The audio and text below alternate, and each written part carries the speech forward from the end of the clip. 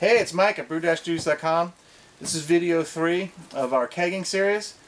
We're going to start to look inside the kegerator at all how the pieces start to come together. The kegs, the tubing, the connectors, and everything inside my chest freezer kegerator. This is a 5-pound CO2 tank. It's basically just a heavy aluminum tank. You got one valve on top that opens and closes. The pressure allows the pressure of the tank to come outside of the tank. Then you've got your regulator. The regulator is what keeps this very high pressure system from being very high pressure in your kegs. On my regulator, there's two gauges. You should always buy a dual gauge regulator because one gauge tells you how much gas is in the tank. You can see that my gauge is starting to run down to the red, meaning that I'm starting to run out of gas. And then this other gauge indicates how much pressure you're putting on the line. This is the PSI that's going to the kegs. PSI going to the kegs, that number is important because that's how you determine the rate of carbonation, the amount of carbonation you're putting in the beer. Carbonating beer, we'll talk about that in another video, but it's done in PSI, and you can see right here I've got my regulator set to about 11 or 12 PSI. There's a knob here in the middle that you've used a screwdriver. You turn this knob one way or another and that will dial up the pressure here or dial it down. There's usually another small ball valve here, so you can completely shut off the gas that's going to the kegs with this valve rather than shutting it down here. This is useful if you're wanting to replace lines, stuff like that, and you don't want to shut this off or disconnect the whole regulator. Another important piece of equipment that isn't standard on regulators is you can see this triangular shaped cage on the top of the regulator. I used to have a different regulator, but my tank usually sits on the ground and the tank fell over and I busted a gauge. So I bought a cage. So I strongly recommend that you spend the extra 15 bucks to get a cage. They're just aftermarket, they bolt on, it's a piece of cake, but it's a really good piece of equipment to have to protect your gauges. You can replace gauges yourself. It's not that bad of something to do if you have to replace a gauge. So that's basically the CO2 tank. So another important thing to think about with your CO2 tank is that when you look online for a kegging system, you're going to buy a keg, they're going to get you the connectors, you're going to get a faucet maybe, or what's called a picnic tap. We'll go over that in a future video. But the main part, the most expensive part after the keg is generally the regulator in the tank. But the thing is with the tanks and those homebrew systems, tanks are usually, they want to sell you a brand new tank. Near me, I could not find a place when I started kegging that would fill a CO2 tank. And this becomes really important because you'll spend 70 bucks maybe on a brand new tank and then you can't get it filled. Because around me, the only thing that I can do is do what's called a swap, which is where I bring my empty tank to a gas supplier or I bring it to my homebrew shop. They take the empty and they give me a full one. So eventually I had to just bite the bullet with a brand new tank and say goodbye to that tank in order to get a filled tank because I could not find a place that would fill the tank. So before you buy into a kegging system, something really important to consider is to look around you in your neighborhood, in the towns near you, and figure out, am I going to be able to get it filled or do I have to do a swap? Because you have to do a swap, maybe you shouldn't buy the full kegging system that you see advertised at most homebrew shops. Maybe you just get a keg and buy the connectors, everything but the keg, everything but the tank. You still need a regulator because that's yours, that doesn't go back to the gas place. But whether or not you're going to be able to get fills or you're going to do swaps, that's very important when you choose what kind of system you buy into because it's probably one of the more expensive parts of the system. So something to take note of about gas in a tank is that this isn't a cylinder of compressed gas.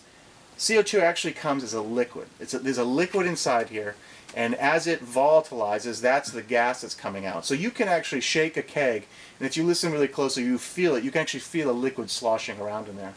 The thing about the tank pressure gauge is that they tend, because it is a liquid, going to gas phase, they tend to read the same pressure until you've exhausted all the liquid and the gas is starting to go out.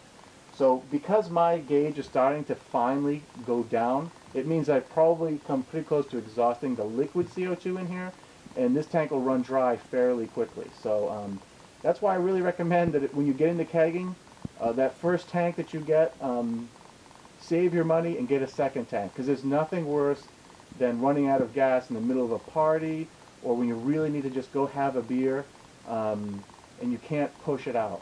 That's kind of the difference between kegging and bottling, is that in bottles you just crack open another bottle and pour it out.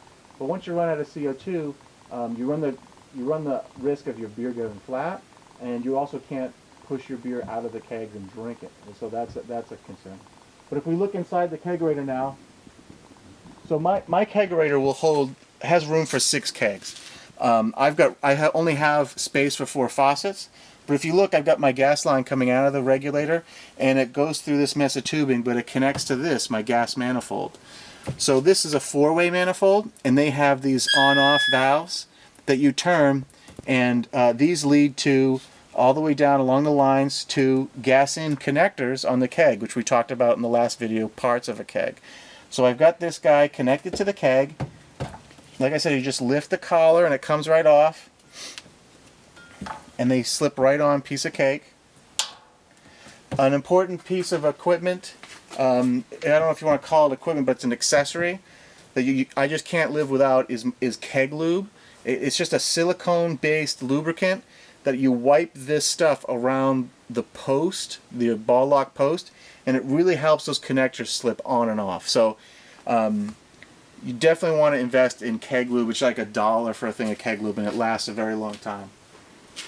So as you can see, I've got a 4-way manifold here. These valves are check valves, so liquid can't come back up inside and chase the line down into your tank.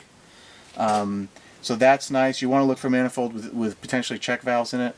But the thing that's nice about here is you can dial these on and off.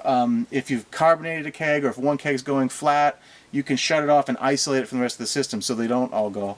Something to keep in mind is that if you have one keg that is leaking pressure, and you've got all 4 manifolds open, all kegs will try to equilibrate to that one leak. So a leak anywhere in the system is going to create a leak elsewhere. That's why it's nice to have a 4-way manifold, because you can shut down all of these at the end of a drinking session and try to minimize a potential leak somewhere and run out of gas. So running out of gas is a total bummer when you're kegging. So you can see that the gas goes into the kegs, and then here's one of those black ball lock connectors hooked up to my tubing.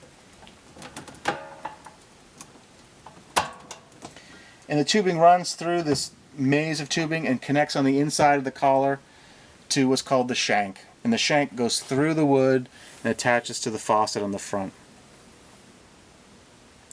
So those are the basic pieces of the kegging system.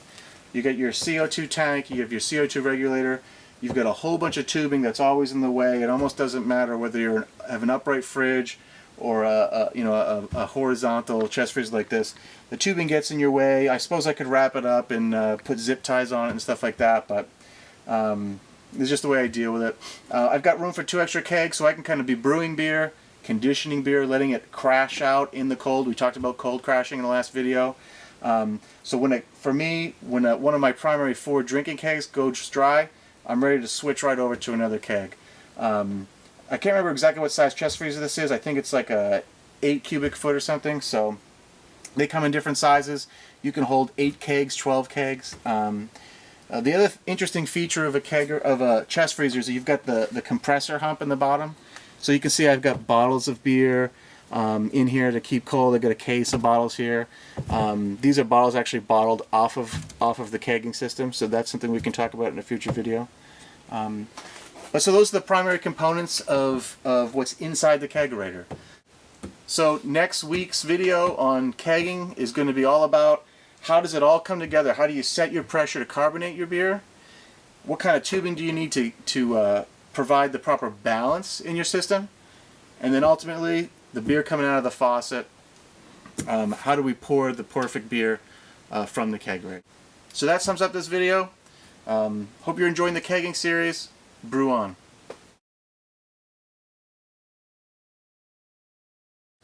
So the first piece of equipment, this is the heart of any kegging system, obviously, is your CO2 tank.